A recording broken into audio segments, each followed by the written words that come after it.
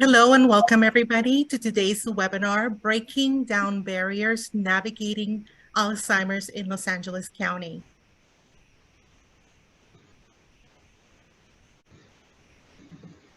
My name is Cynthia Lopez-Paz and I am the manager of the LA Found Unit with the Department of Aging and Disabilities. Before we get started, I just wanted to go over some housekeeping items for viewers on Zoom. Next slide. The presentation today is being recorded and all attendees are muted. A link of today's recording will be sent out to you via email with the email that you registered for the Zoom. Feel free to comment or ask questions throughout the presentation using the Q&A box. We will answer all the questions at the conclusion of the presentation. Please feel free to send those throughout and we'll make sure to get those on the air so that they can be responded to. Additionally, if you have any type of issues with today's webinar, you can send us an email at lafound@ad.lacounty.gov. Now, without further ado, I would like to introduce to you today's host, Lynette Romero. Lynette is the co-anchor of the NBC Morning Newscast Today in LA, airing weekdays 4 to 7 a.m. Lynette has more than 3 decades of news experience, and her versatility and in-depth reporting have included coverage on many Southern California's biggest stories. She has been both in front and behind the camera, reporting and producing specials, including assignments in Mexico, El Salvador, and the Czech Republic. Lynette is an award-winning journalist and the recipient of 6 LA Area Emmy Awards and multiple Golden Mike Awards from the Radio and Television National News Association of Southern California. In 2015, she was honored by the National Hispanic Media Coalition with the prestigious Excellent in Broadcast Journalism Award. Lynette is deeply committed to giving back to local community throughout charities and events that support students and the underserved communities throughout Southern California. Lynette is passionate about raising awareness of Alzheimer's disease, memory loss, and dementia facing our communities and our aging population. She has personal experience after losing her mom to the disease. We're thrilled to have you here today, Lynette. Thank you so much for hosting our webinar. And now I'll ask everybody to please welcome Lynette Romero. Thank you so much. Oh, I see a heart. I love that. Thank you so much. I'm really honored to be here and thrilled to be part of the solution. You know, I feel like there are so many questions, so many concerns, so many uncertainties surrounding Alzheimer's and dementia. And I lived that. So I get that. I understand that. It's so, so scary. And so for you all to come together with this webinar and invite me to be part of it is really a blessing for me because it is a passion of mine. It wasn't something that I thought would be so important in my life, to be really honest. I didn't know. And it wasn't until I became my mom's caregiver. I actually brought a picture because I wanted you guys to see her. This is my mom. This is me and my mom. Her name is Ovalle Romero. And I lost her last year in January of last year. And she was diagnosed with dementia 10 years before that. So she lived with dementia for 10 years and we took care of her for 10 years. We moved her here from Colorado because you know, we needed to take care of her. At that point, we knew that she couldn't live alone and she didn't want to leave Colorado. I'm like 4 or 5 generations in Colorado since before Colorado was Colorado, when it was still Mexico. So she said, what am I going to do in LA? I don't live in LA. Like, she had no interest in coming here. But it was when she realized something was wrong that she wanted to move here and never questioned it again. And I was trying to get her out here for 10 years before that. So she knew that she needed help. And once she came here, we were able to kind of wrap our arms around her and try to figure it out. But I will tell you that navigating the disease and the illness and the all of the questions that happen as you're trying to live your day-to-day life and understand dementia and Alzheimer's and how it becomes a part of your family, learning to navigate that was not easy. And I didn't ask for help. And it wasn't until I lost my mom, to be really honest, that I started seeing all of the resources that were out there, but I was underwater. I was just trying to survive it. So these kinds of seminars, these webinars, these resources are truly invaluable. So I will do whatever you guys need me to do to help in this fight and in this, this journey that we're all walking together. So thank you for having me here. I will continue to share my story. I'm kind of an open book, and I'm going to just be a sponge and get all the information that you guys have to offer. So this is indeed the webinar called Break Barriers and Navigate Alzheimer's Disease in Los Angeles County. We have a lot of work to do. So let's get started. Please, let's start with welcoming Dr. Laura Trejo. She is our first guest. She's the director of the Los Angeles County Aging and Disabilities Department. Dr. Trejo, thank you so much for being here. You have unmuted and we see you. So please, welcome. Thank you, Lynette, and thank you to your team at NBC4 for all your support always. We're so grateful, especially for you sharing your personal story. You know, it does make a difference to all of us when we hear it, because we remember how human we are. Even somebody in the news media that has access to information is disclosing how challenging it was for you. So thank you for doing that. Good afternoon, everybody. We're so grateful to have us joining us today at this important webinar on breaking down the barriers and navigating Alzheimer's disease and autism in Los Angeles County. As you heard, I'm Laura Trejo, and I have the incredible honor of serving as the director of the Los Angeles County Aging and Disabilities Department, a brand new department. We're about 9 months old. We're just kind of starting to learn to walk about what we're going to do with the community on behalf of all of you. Today's webinar is brought to you by our very own LA Found program, established in 2018 to assist families and caregivers with those impacted by Alzheimer's, dementias, autism, and other cognitive impairments. I want to thank Supervisors Han, Mitchell, Solis, Barger of the LA Found program. I also want to thank our incredible partners at Alzheimer's Los Angeles for providing us with this platform and enabling us to connect with you today. Thank you to all our incredible speakers. We are so lucky to have all of you with us. And we also want to thank all the dedicated professionals who really give so much of themselves to the families and to the clients that are really coping with Alzheimer's and autism.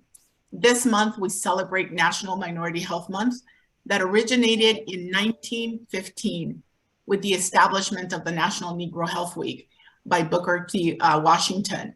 In 2002, National Minority Health Month received support from Congress that this month be established to promote educational efforts on the health problems facing minorities and other health disparity populations. As we are discovering, Alzheimer's, dementias, autism spectrum disorder disproportionately affect minorities and communities of color. Socioeconomic factors and access to information and resources, as we just heard from Lynette, are just some of the challenges that our communities face and that often significantly impact access to care. We must do more to bridge the inequity gap and provide support to all of the families in Los Angeles who need our help. The mission of my department, Aging and Disabilities, is to improve the lives and support self-determination for older adults, adults with disabilities, and in our communities in general. I hope that today's webinar will provide you with valuable information that you can share with your friends, families, and communities to help us continue to spread the word and awareness. Please know that our team at the county's Aging and Disabilities Department are sensitive, understanding, and caring, and we are here for you and for your loved ones. I want to appreciate each and every one of you for taking time out of your very busy lives to join us today. Thank you. Dr. Trejo, thank you so much for your words and your information. Those statistics that you're talking about are really vital and frankly, I mean, it's shocking when you think about it. So that's why these resources are so important.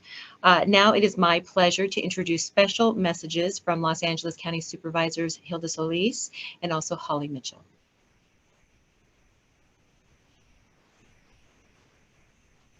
Hello, everyone. I'm Hilda L. Solis, Supervisor for the 1st District of Los Angeles County, and I want to wish you all a happy National Minority Health Awareness Month. This month, we want to raise awareness about the health disparities that continue to affect communities of color. And for this webinar, we want to place a particular emphasis on Alzheimer's disease. Research shows that poor access to health care, education, air pollution, and other social and environmental factors leave people more vulnerable to Alzheimer's disease. And unfortunately, due to a history of systemic racism and environmental injustice, we know these factors disproportionately impact our communities of color. In fact, the National Council on Aging shared that Latinos may be 50% more likely than their non-Hispanic white counterparts to develop Alzheimer's and related dementias. This is attributed to increased risk of high blood pressure, heart disease, diabetes, and stroke, which are all risk factors for Alzheimer's disease. And studies have shown an alarming increase of Latinos living with Alzheimer's, which is only projected to rise through 2060. This is why we must advocate for early screenings so we can better address the needs of individuals with dementia. I am grateful that you all are attending today's webinar so you can learn valuable information on how we can best make our impact for people living with Alzheimer's and related dementias. I hope we can all advocate for early intervention and resources for the most vulnerable residents in Los Angeles County. Thank you. Hi, I'm Holly Mitchell, LA County Supervisor, proudly representing the 2nd District. And thank you for joining today's webinar commemorating National Minority Health Awareness Month. This year's theme is Better Health Through Better Understanding, and that's exactly what today's presentation aims to do. You'll gain more insight on health, education, and how to spot the early signs of Alzheimer's and dementia. This is particularly important for people from racial and ethnic minority groups that are disproportionately impacted. According to the Mayo Institute, African Americans are twice as likely as non-Hispanic white Americans to have Alzheimer's disease or a related dementia. The Centers of Disease Control estimates that by 2060, there will be 2.2 million African Americans with Alzheimer's and other related dementias in the United States. Recognizing the signs early and advocating for early screenings can help families better cope with the challenges of navigating Alzheimer's. So thank you for being part of this informative discussion, and a special thank you to the LA County Aging and Disabilities Department and the Bring Our Loved Ones Home Task Force for hosting this really important conversation. We ask that you please use and share the resources that will be provided. All right. I think I'm still muted, so can you guys hear me? If I'm unmuted now? Yes, we can. Yes, we Okay, can. great. Thank you. Thank you. Thank you so much to Supervisor Solis and also Supervisor Mitchell for those words and the support and the commitment to improving the lives of all those impacted by Alzheimer's and dementia in LA County particularly. So we appreciate that. We're going to have these poll questions. We're going to do this a couple of times throughout this webinar, and I hope that you'll be part of this because this is a two-way street. We're on this path together, so we're providing information. We need some information back. So I'm going to read these questions. I hope that they're really easy, just yes or no.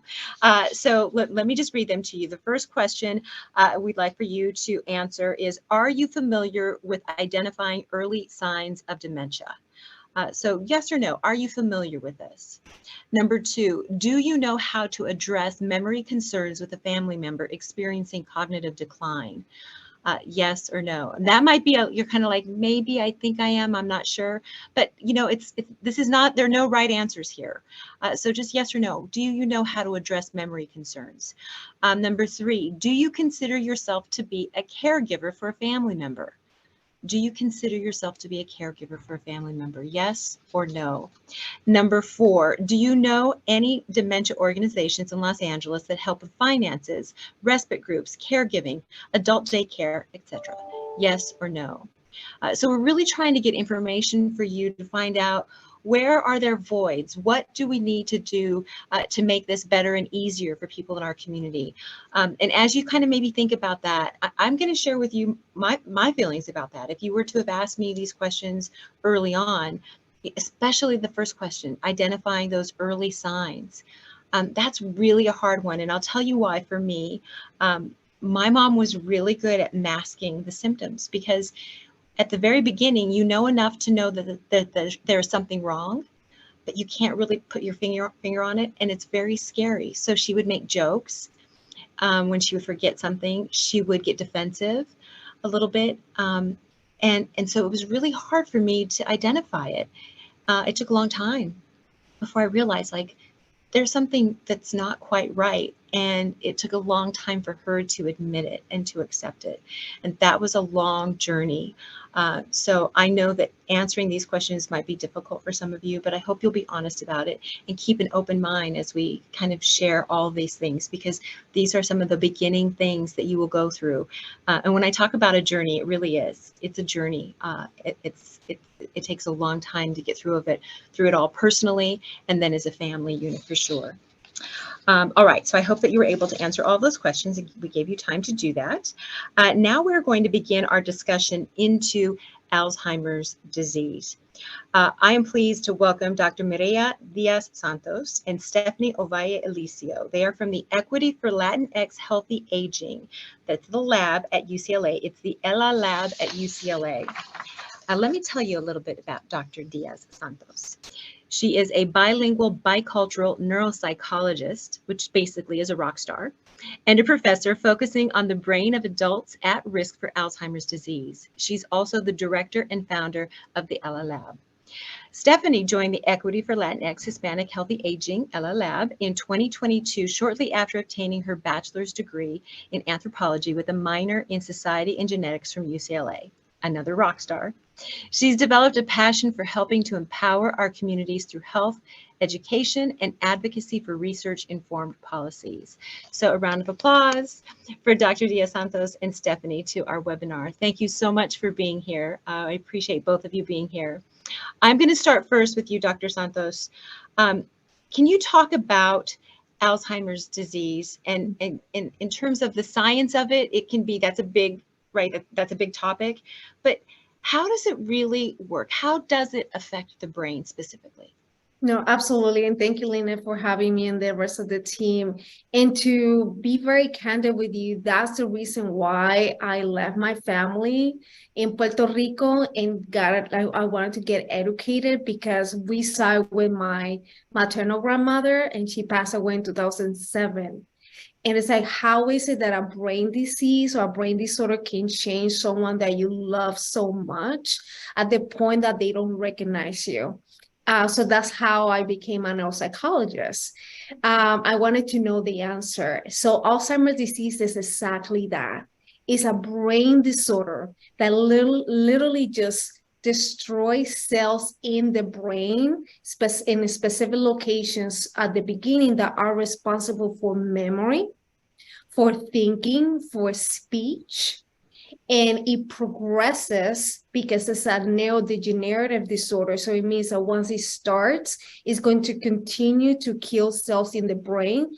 And that's why you see so many behavioral changes across the journey until the person is unable to care for themselves. So the family and other resources need to come into play in order to ensure their safety. That doesn't happen at the same time for everyone, though, right? The way it progresses, there's just no real rhyme or reason to it. So it's so personal for every single person going through this. Correct.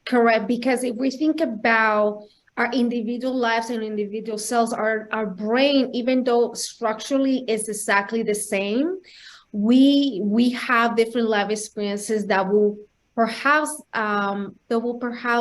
give us more ability to like compensate, like you mentioned with your mom, like compensate because they're really smart, so they will compensate and say, no, this is just memory issues, but it comes with aging. So they're really smart, so they will compensate it until it comes more visible to our loved ones. Mm-hmm. Because also the presentations are so different. Typically, it will start with memory and speech, but we won't notice until there's one particular event that the whole family says, this is a problem. And for me and my family was finding my maternal grandmother wandering in the highway, but and the key here is that she was an expert in public transportation.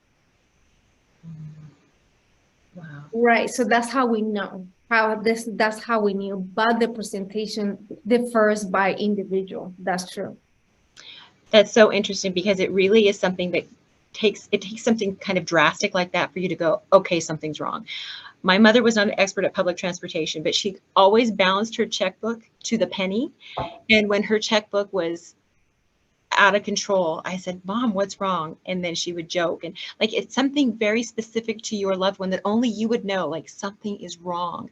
So then let's talk about this, doctor. Then at that point, when you have that red flag, I guess is the only way to put it, how important is it then to get a diagnosis? And what would you say to family members about making that happen to actually get a diagnosis?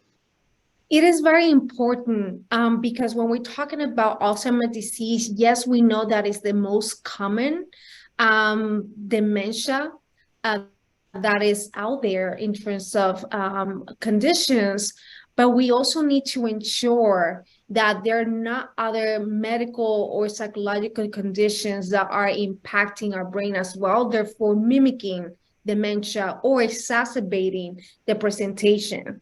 Right. So that's why it's really important to go to the doctor and consult with them and just engage them in this conversation because the diagnosis will literally help the family and the individual to start navigating the journey and allocating the resources that the family needs to ensure that that journey is as smoother as possible, because as you mentioned, it takes a lot of effort, is really emotionally burdensome.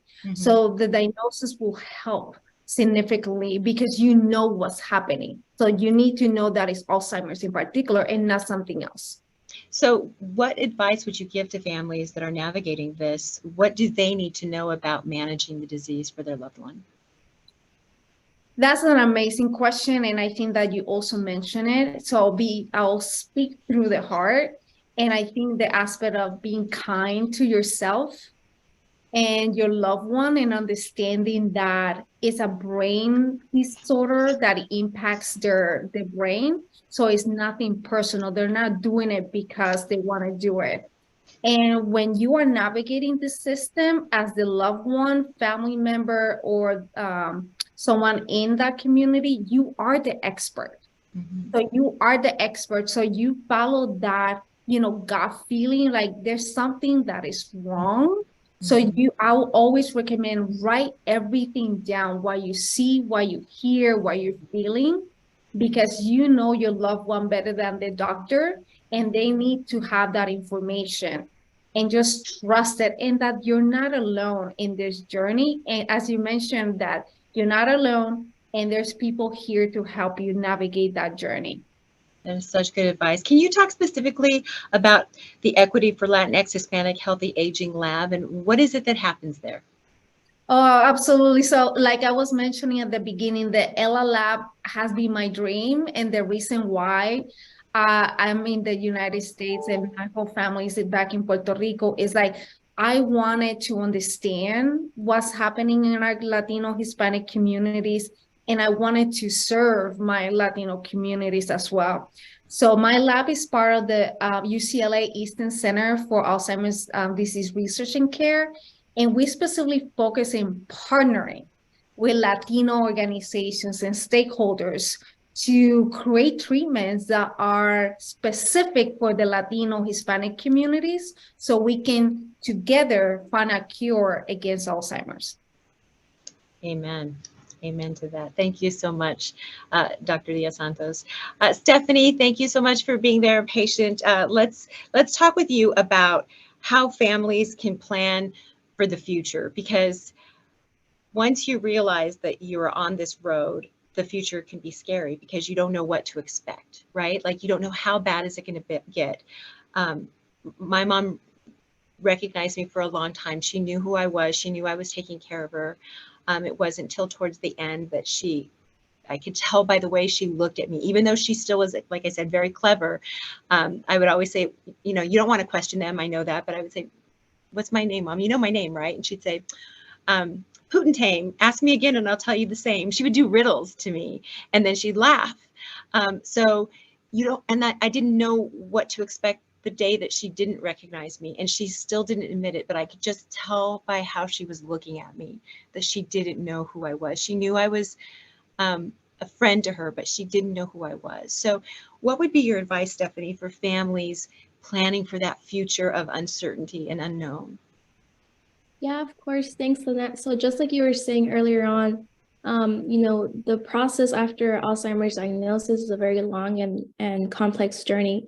And so really what we tell families and community members that engage with us is that really the first step would be to begin educating themselves and learning as much about the disease as much as they can, really, and to begin educating you know, other family members that will be close to the patient, so that together as a family unit, you know, people can come together and begin to really equip themselves with a toolbox that will help them manage situations as they arise. And so with this, when we think of planning for the future, really we want to also emphasize legal, financial, medical care, and caregiving decision making. And on this note, it's really important to include the person with Alzheimer's early on, while they can still, you know, take part in these conversations and say, you know, themselves voice the desires and concerns that they may have. Because really this is a process as hard as on them at the beginning as it is for the family members. And so planning for the future, again, we really want to make sure that everyone is in it together, everyone understands, because there will be some family members that perhaps experience some grief, some sort of denial early on. And so it's really going to take that family union and support, all, you know, rounding around the person that's with the diagnosis as well as their primary caregiver. I think that is such great advice, Stephanie, to say that to incorporate them in their care plan while they still can be a part of that, because that will give you also some peace of mind that you're doing what they really want you to do, because there comes a point where you start to second guess yourself. And if you've done the things that Dr. Diaz-Santos said in terms of writing everything down and having that plan, if you write those things down, you can go back to it and say, no, this is what she wanted. I think that's such good advice, because when it gets down to the time where it's so emotionally draining and difficult and you're exhausted and you're grieving and all those things, that peace of mind knowing that you're doing what they wanted you to do is so, so important. Let's talk about the resources that are available. So many people don't know, I didn't know about all these resources for family members and people dealing with Alzheimer's. Can you talk about what those are? Yeah, of course. So just as Dr. Diaz-Santos was mentioning, last year our lab's efforts really focused on introducing ourselves to the community members, to stakeholders, to different entities that support different folks throughout LA County, given that we're such a huge population and that different people need different services. And that goes, you know, same wise for people with Alzheimer's diagnosis and their families directly impacted. So if you look here on the slides, just as I was mentioning, you know, legal, financial, medical care, and caregiving, planning for the future, we sort of laid this out for you all. So you follow along the first the first row there. That's really a resource that we've connected with over at Bedzedic, and they can really help families, even, you know, low-income families or families that need to work with Medi-Cal, to ensure that at least on the legal side of things, on the power of attorney side, healthcare benefit decision-making, that's, you know, set in stone, again, through some of the self-advocacy that patients can give for themselves early on. So that's a great resource for folks. Even if they have questions like, why do I need legal? Like, we don't have, you know, let's say a need for a will or such, but it's always good to at least have that resource on hand and know that it's there for you. Because again, as you were saying, people don't know that they may need it or that, you know, resources are available here in LA County.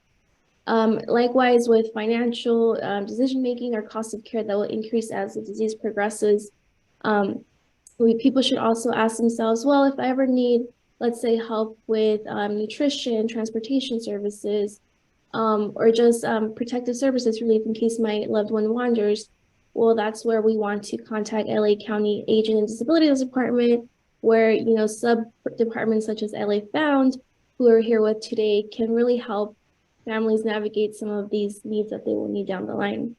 And finally, really for caregiving relief and medical care, we want to know, or we want people to know that this doesn't need to be an isolated experience, nor for the primary caregiver or other family members that, again, may be having, you know, issues coping with what this disease is going to entail for their loved one, their mom, their grandmother.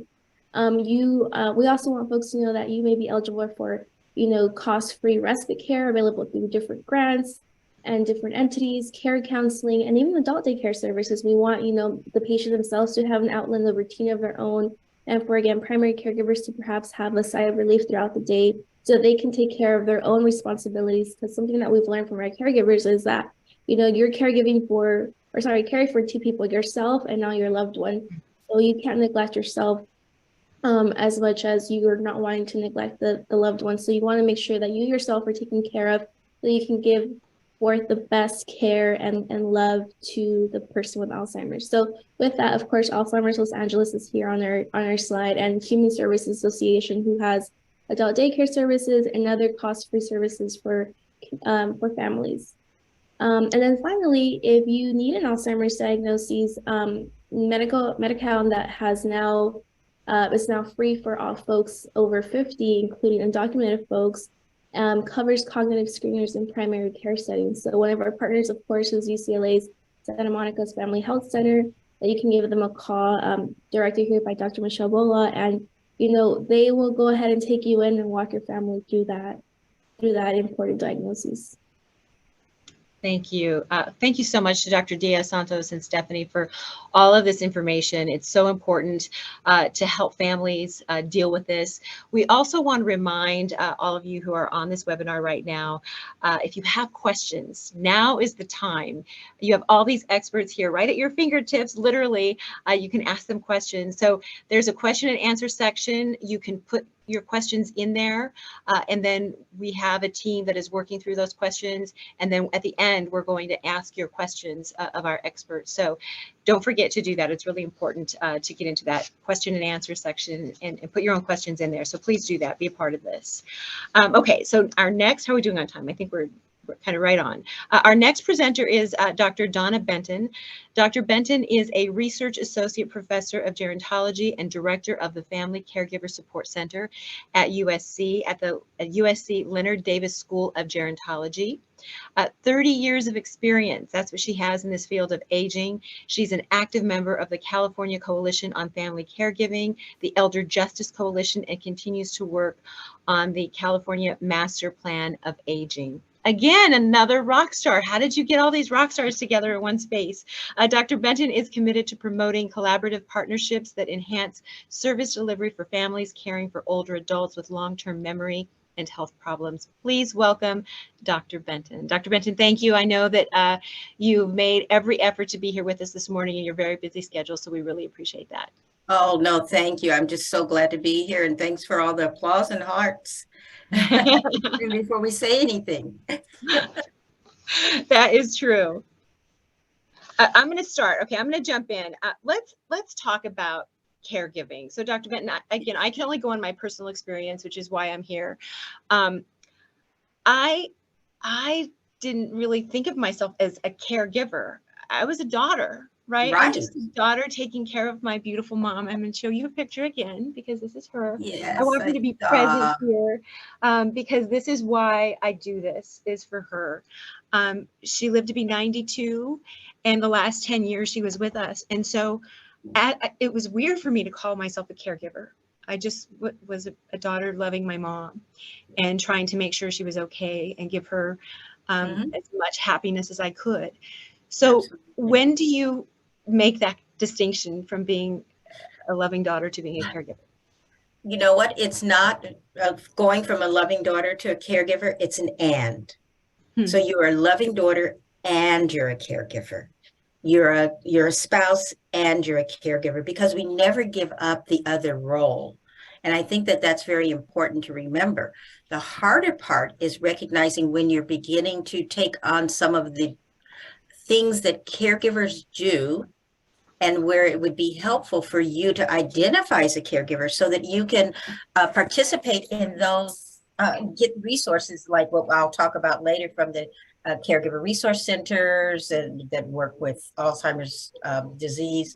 And so the reason to identify yourself as a caregiver is so that you can also identify those services for you and your family. But you never stop being the role of a daughter, a son, a spouse, a sibling, a friend. But when you start to worry about somebody else, and you're worried about, what's going on, maybe you're doing more check-ins. You might start coming by and visiting more than you normally would, or you're helping more with appointments or transportation, or a combination of that. Of course, when you may be stepping in and helping doing medication, or they have a formal diagnosis of some type of dementia like Alzheimer's disease or some other dementia, then anytime you get that diagnosis and now you're helping your mom or your dad, you are a caregiver. No matter, sometimes people say, I'm not the caregiver because I'm not doing lifting, or I'm not doing bathing, or I have somebody else who does that. You're the caregiver because it's your heart, and you're the person that's coordinating and feeling responsible to make sure that that person is getting the loving, caring, dignified care that you want for them. And you're advocating for that person. Absolutely. I think as a caregiver, it almost empowers you to say, I am going to advocate for her. So I'm going to ask all the hard questions. I'm going to demand all those demands and make sure she's being taken care of. So asking for help as a caregiver also gives you a little bit more power, I think, and responsibility. Don't you feel like?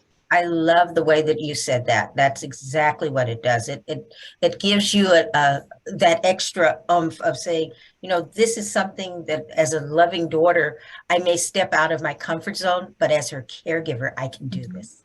Yeah. Can you explain why respite and self-care is so important for that loving daughter and caregiver? I will just share briefly. I wasn't doing a good job of that. I went to the doctor myself. I was taking my mom to Kaiser, 2-3 times a week sometimes, took my daughter to her doctor's appointments. And then I realized I hadn't been to the doctor in almost 3 years. I would never miss my doctor's appointments. And then I went and my blood pressure was through the roof. My doctor took one look at me and said, you better take care of yourself, because if you don't take care of yourself, who's going to take care of mom? And that clicked for me. And so it was such a revelation that absolutely, you have to take care of yourself first. It's like putting the oxygen on yourself before you put it on the baby.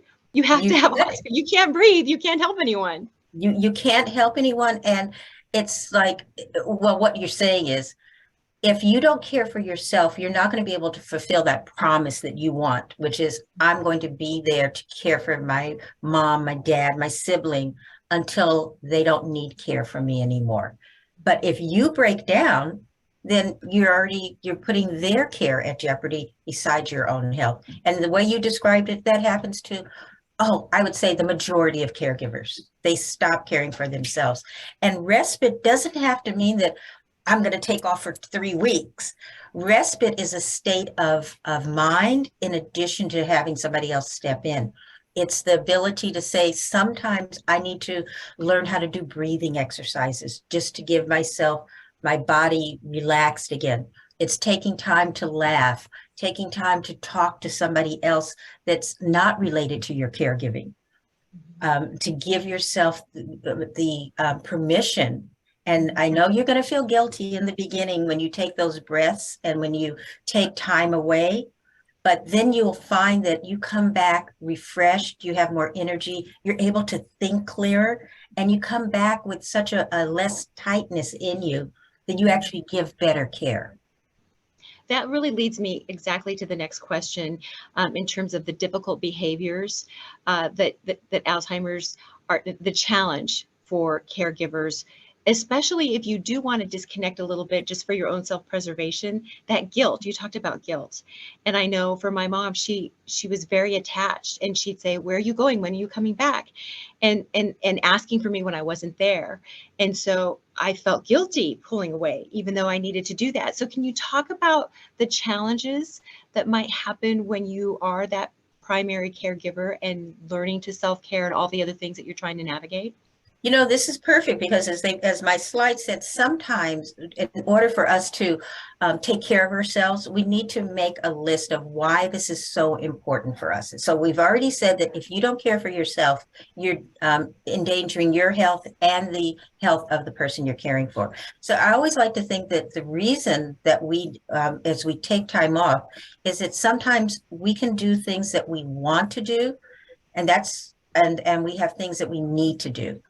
And if we begin to learn to make a list of our needs, we already probably have a long list of those, but what do we want and what do we wish for? So sometimes when people want to help you, we're so overwhelmed at the time, we just say, I need help. But you need to be a little more specific. So when you can say to somebody, when you think to yourself, I wish I had somebody who could cook for me once a week. I wish I had somebody who would just come over and give me 30 minutes so that I can actually go and take a shower uninterrupted. You write that down.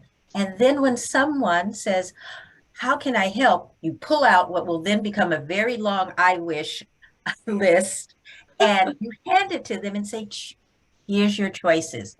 And people really are, it actually helps the person asking, because they can choose what's comfortable for them. You get something off of your I wish list, right. And everybody gets something out of that. So making an I wish list, being very good at saying, I would like to go to the store and not be worried about mom. Can you come over at 7 p.m. tomorrow? It's going to take me a half hour. Now that's a need, but sometimes if we just say, I just need to go to the store, that's right. Not specific enough, right? And people don't know how to help you, when, what time, whatever. And then sometimes you may be that specific and you may ask and somebody says, sorry, I can't do it. And then because we've had such a hard time asking, we may say that, oh, they just don't want to help me. But actually most time when people are asking you something, it's the wrong time. They're not saying no to you as a person. They're saying no to the task at that time. Or you might have asked them to do something that's really not in their wheelhouse. So you may have a relative who you say, it might be your brother, and say, come over and I need you to come over and brush mom's hair and wash her clothes. And has your brother ever really done that before? Right. And he goes, no, I'm not going to come over and do that. And you go, well, don't you want to see your mom? And then you get into an argument, right? So the other thing is, but if you say to your brother, who will come over and say, you know what, this is broken on this door, and this, something out there that needs fixing, and, saying your brother is more of a handy kind of person, if you ask for those things, he'll come over and he'll be there. He'll say hi to mom. He's fixing stuff. And you've kind of put things into the right request for the right person. It's so good to talk about being very specific, because a lot of people will say to you, how can I help you? Oh, let me know if you need anything. Let me know if you need anything. And it's so vague. But if you have this list and you are very specific, if you can put that down in writing and in words, it's so huge, because people do want to help you. You just need to tell them what you need. Sometimes you don't even know, but that's a start. But every time you start your I wish, I just have a pad of paper next to you and just write it down. And it'll probably come to you at 2 a.m. That's fine. Write it down on your I wish list, no matter how outrageous.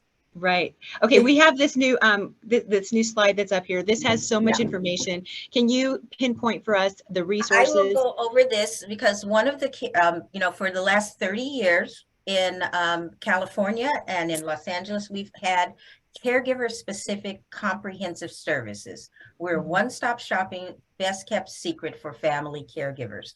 And so it's always good to know that you can be anywhere, not in Los Angeles County or anywhere in California, and have services for family caregivers, and it's all no cost for families. So the services come in the form of information that's personalized to you based on a deep discussion with what we call family consultants.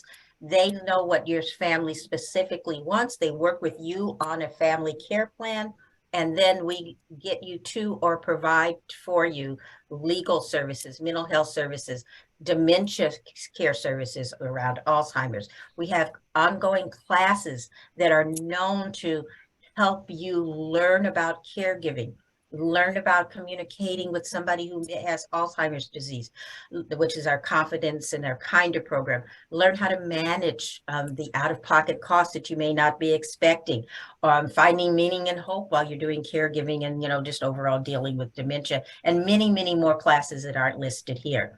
Support groups are very important, and we have support groups for younger caregivers of between 20 and 30, maybe if you're in school, in college, or just a young caregiver. We have caregivers for spousing, men caregiver groups. And so you have a choice of family caregiver groups of people who really understand what you're going through, because they're going through it too. And they might be further along in their caregiving experience or sooner, but you're with people. And sometimes people will say, I don't want to go to a caregiver group and listen to a bunch of depressed, complaining people. I always say, try it 3 times. And I bet you, if you just go and listen, you're going to find a reason to be there, and you'll find it as a form of respite for yourself, and you'll make some new friends, and you get a lot of good information. So that's the caregiver support groups. Our groups are multilingual. There's just about every language available, and we have disease support groups. And so all of that, it's real important. There's the scan right there. So you can pick up your phone and scan, or you can call 1-800-540-4442, and we will get you to the local Caregiver Resource Center, but that's the LA Caregiver Resource Center at 1-800-540-4442. And Dr. Benton, you are a wealth of information. Thank you so much. I'm reminding people to get on that Q&A, write your question down, submit that. We're already getting some really great questions. I can't wait to get into that. But before we do that, we do want to give you this little PSA. We're going to tell you about this. LA Found, you've been hearing about that a little bit, right? LA Found was established in 2018 to help families and caregivers of individuals with Alzheimer's, dementia, autism, and other cognitive impairments. The program is administered by the Aging and Disabilities Department. Now, one portion of the program offers a free bracelet that can be used to help locate individuals who have cognitive impairments who wander. You've heard about that already. So many people have that happen to them. It's terrifying. This bracelet is amazing. To date, the program has issued over 1,059 free bracelets to the Los Angeles County area residents. We do want you to take a moment now and watch this short video on how the LA Found program has been helping families in LA County. My son came in and said, oh my gosh, Mom, Dad's nowhere to be found. What are we going to do? We didn't think we were going to see him again. If you have a loved one suffering from Alzheimer's, dementia, or autism, they are considered at risk for getting lost or wandering away from a caregiver. We get tired and we do our best, but you need help. In Los Angeles County, the LA Found program, working with the nonprofit Project Lifesaver, provides help to the families and caregivers of those at risk. This Project Lifesaver was able to literally save his life and save his way of life. LA Found offers technology-enabled bracelets to help locate people if they wander, plus other additional resources. The program works. Visit lafound.com for more information. This program has saved me. If your loved one does go missing, call 911 immediately. I think that is so valuable. I would have had to have blinged the bracelet out for my mom, because if it wasn't shiny and blingy, she wasn't going to have it. But you can do that with that and make sure they put it on, because it works. Thank you so much for that. Okay, we have time for this next poll. I'm going to give you these questions. So again, please be part of this two-way street. Jump on board with us. Here are the questions for the next poll that we have for you. Number 1. Again, it's just yes or no. There are no wrong answers. All right. I can identify at least 2 early signs of dementia that are different from normal memory concerns. Yes or no? Can you do that? Number 2, yes or no, I feel better about addressing memory concerns with a loved one. I feel better about addressing memory concerns with a loved one. Yes or no? Number 3, I have a better understanding of the caregiver's role for someone with dementia. Do you feel that way? Yes or no? Do you have a better understanding of the caregiver's role for someone with dementia? And number 4, for our poll question here, I know at least 2 dementia organizations in Los Angeles County that I can turn to for help. Yes or no? I know of at least 2 dementia organizations in Los Angeles County that I can turn to for help. I have such an interest in the first question for me, because those early signs, I think when you become a caregiver, if it runs in your family, and so many of you are talking about that, you worry, like, maybe it's happening to me. And so when we've talked about those support groups, when do you know, I look at my sisters, I'm the youngest of 5. I look at my sister, my brother, you wonder, is this happening? So that's part of being part of this group and part of this, support group and this networking that can help you answer some of those questions. So thank you so much for being part of our poll. And now I'm going to get to the questions that people are asking. The first question is for Dr. Diaz-Santos. Or Dr. Benton, whoever would like to start with this. My mom brings up her memory concerns with me, but I believe she's scared to go see a doctor. I've mentioned the dementia screening is not invasive, but she still won't go.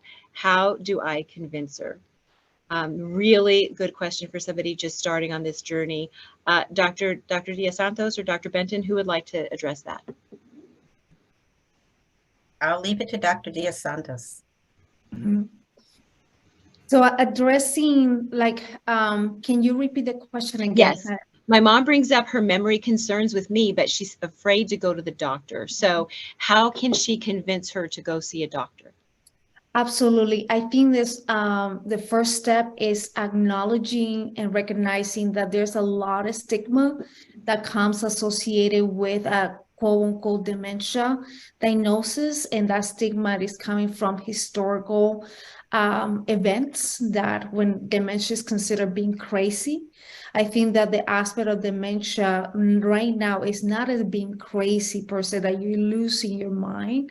It's understanding that we want to go to the doctor, right, to just rule out other possible conditions that can be impacting the memory. Mm-hmm. Right, and just go to the doctor and share their concerns, and then navigate that conversation with the doctor. I think that if we're talking about it from a heart, our feelings, like I'm concerned about being discriminated against because I have this diagnosis. So we start there, and then recognizing that not every memory issue is due to Alzheimer's per se. There are many other causes. So it's like, how can we engage in that conversation and having the doctor help us explain that journey as well?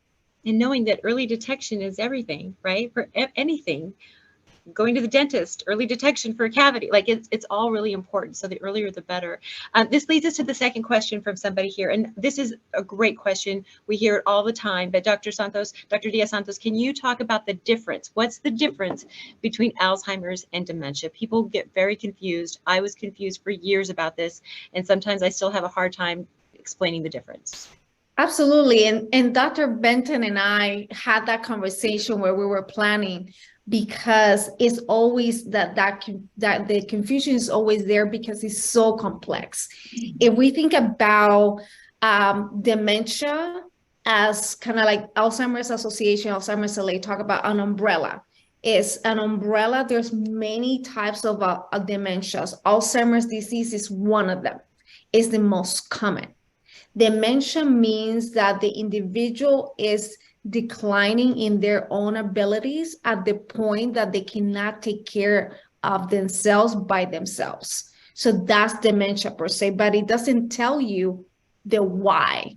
Alzheimer's tells you why they're having memory issues, they're getting lost, and they're having problems with their activities of daily living.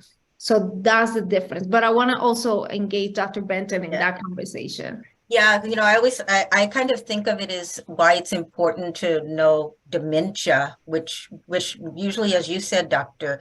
Santos, is that it has something to do with your memory, that it's something that probably we don't know the cause. But the reason, if you think of it like a bunch of flowers, if I have a rose and I have a daisy and I have a weed, I don't know, some people like those little dandelions, it's a weed. Each one requires different sunlight, different soil, different feeding schedules. And so dementia is like, if you just use, I have a bunch of flowers, but then you've got to know what kind of flowers so you know how to feed and water and take care of it. That's the same thing as for dementia.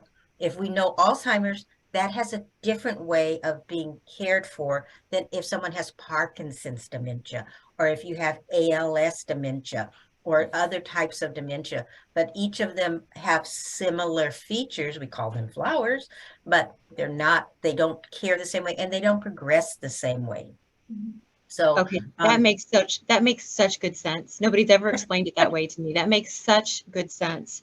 And it kind of leads to the next question, this third question from someone saying, how is dementia diagnosed, and what steps can we take if a primary care provider is minimizing the need for that assessment? So how do you diagnose it? Because it's not, it's not like a blood test or a, it feels subjective, kind of. Dr. Benton, do you want to start? Or do you want me to start? Diagnosis is your wheelhouse, Dr. Diaz-Santos. I can say, but no, that is solidly yours. So in terms of diagnosis, it obviously starts with that clinical interview with the primary care doctor in many cases. And the clinical interview, those questions that the doctor will tell you, it will help them differentiate, okay, is it dementia? What type of dementia? Like based on exactly what Dr. Benton mentioned, like, okay, what are the symptoms? And does it allocate to a specific cause, right? So that starts with questions. So that's why writing everything down that you observe is key, because it helps the doctor figure out what is more likely than not, right? And then you have typically a cognitive assessment, a brief cognitive assessment in primary care that Stephanie mentioned, that just gives objective data of whether they're having problems with memories based on specific tests. Then the doctors will ask, okay, do we need to rule out competing medical causes, such as high blood pressure, obstructive sleep apnea, depression? All of those conditions can cause memory problems. So you have blood tests.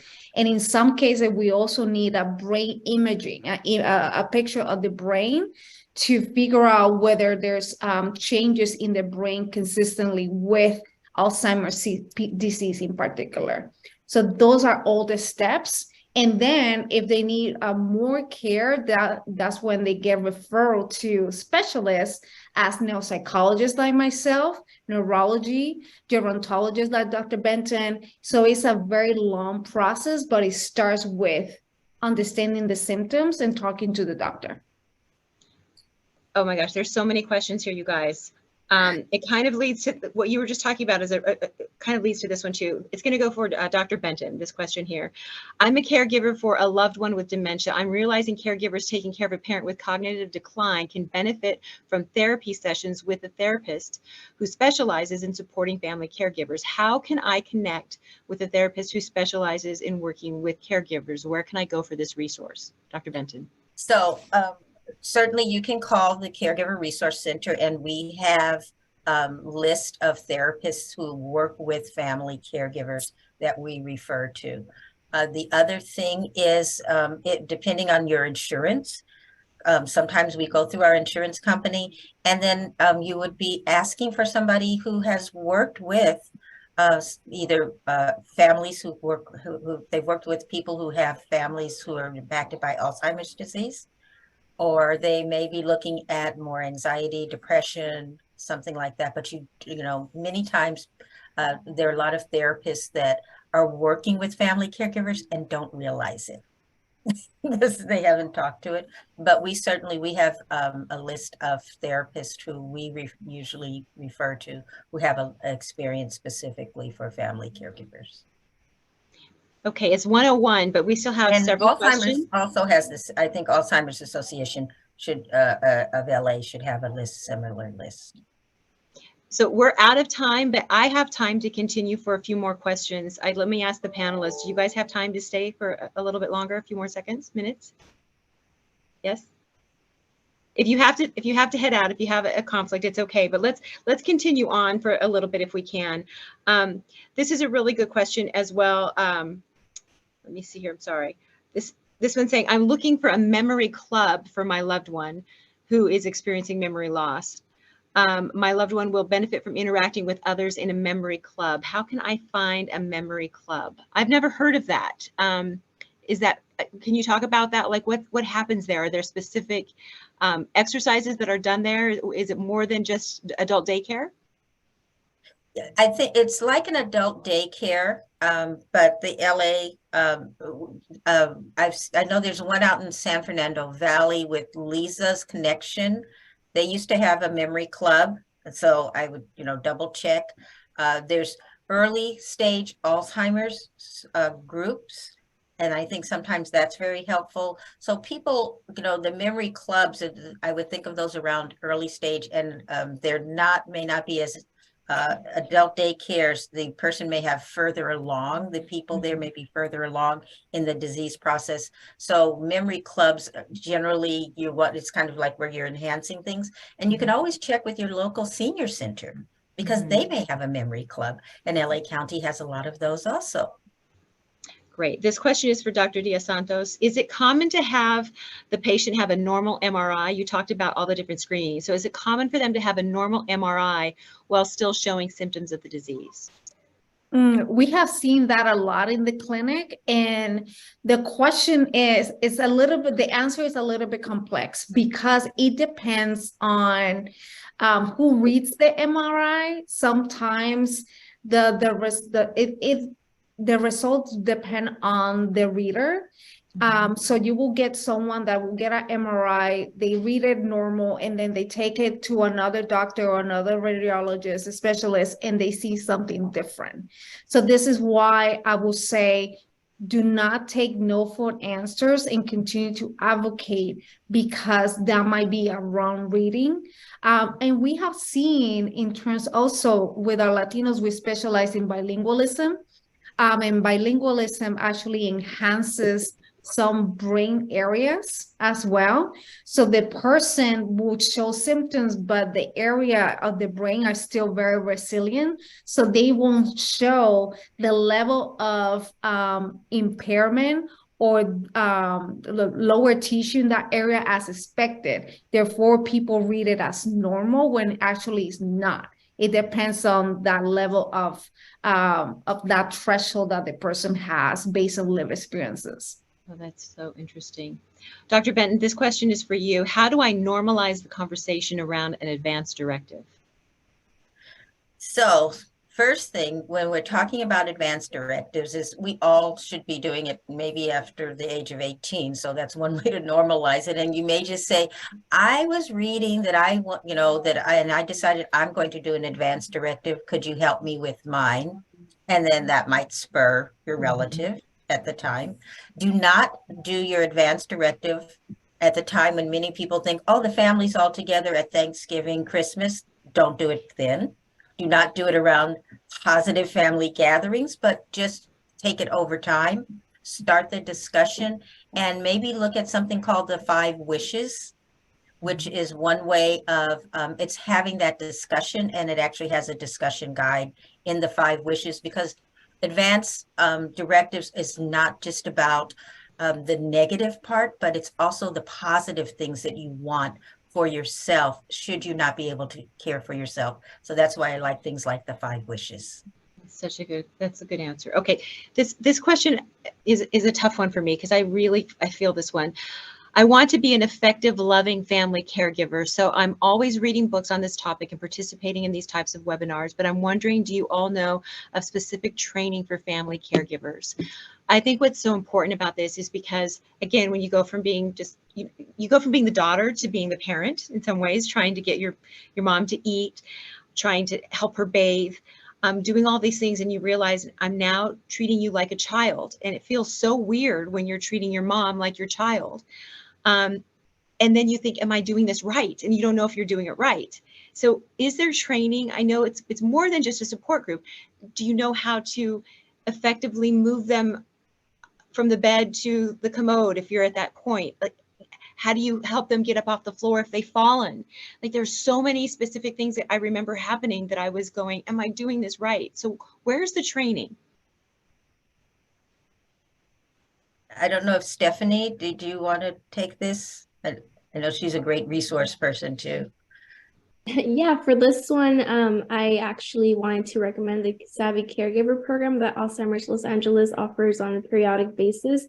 They have an express program, which is 3 weeks, or the longer, more extensive program, which is 6 weeks. And there you get to meet with other caregivers. And this program was made by an expert in the field of caregiving at some university. I forgot at this moment, but it's validated, and it's a study-based program that, you know, has been helpful to a lot of people. So that's a great resource to check out for this. And I would add for those practical things that there are Family Caregiver Alliance, which is one of the caregiver resource centers. We have a huge videotape library that actually, because sometimes it's good to see what you want to do.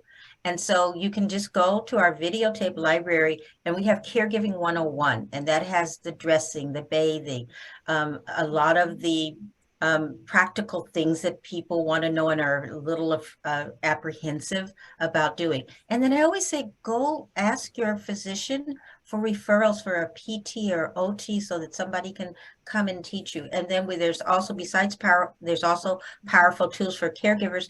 That's not the practical, but it helps with the emotional parts of caregiving. And so there are many training classes that you can take, but videos online. Just look at Family Caregiver Alliance or go to the Caregiver Resource Center page, which will get you to all of our videos, because over 30 years, we've developed a lot of training places. You guys have been amazing. I could talk to you guys all day, honestly, but I got up at 1:30 this morning and anchored the news this morning, so I need some lunch. No, truthfully, I want to make sure that we keep it tight so that people who watch the playback will have an opportunity to get through the entire hour. So thank you so much for your expertise and your generous time and spirit. Thank you for participating in today's webinar as we aim to break barriers and help individuals navigate Alzheimer's in Los Angeles. We have to thank our speakers, Dr. Trejo, Supervisor Solis, Supervisor Mitchell, for their support. This is all the time we have, but we do want to let you know if you have questions, follow-up questions, send an email to lafound@ad.lacounty.gov. Send those emails. Now you're part of this family, right? We are here together. So utilize these resources. Make sure and check your email for resources mentioned in this presentation, along with the presentation slides. And also, to see the recording, you can follow LA Found on Instagram, Twitter, and Facebook platforms. And you can share these resources and share today's webinar as well, if you know somebody who will benefit from that. So thank you so much for allowing me to be part of this. I hope it's helped you. We see all the clapping and the hearts. And I know we had people who were on for the entire hour and 10 minutes, so we appreciate that. So thank you to all of you.